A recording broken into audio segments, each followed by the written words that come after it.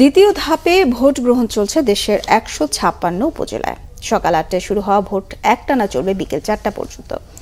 ৫ স্তরের নিরাপত্তার মধ্য দিয়ে টাঙ্গাইলের ঘাটাইল, কালিহাতী ও ভুয়াপুর উপজেলায় ভোট চলছে।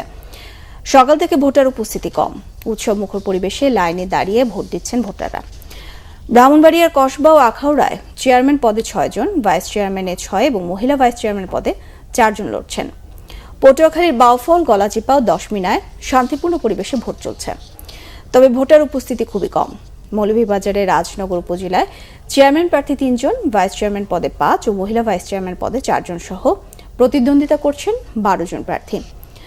খাগড়াছড়ি সদর, দীঘিনালা ও পানছড়িতে চেয়ারম্যান পদে ১০, ভাইস চেয়ারম্যান পদে ১২ ও নারী ভাইস চেয়ারম্যান পদে ৭ জন লড়ছেন।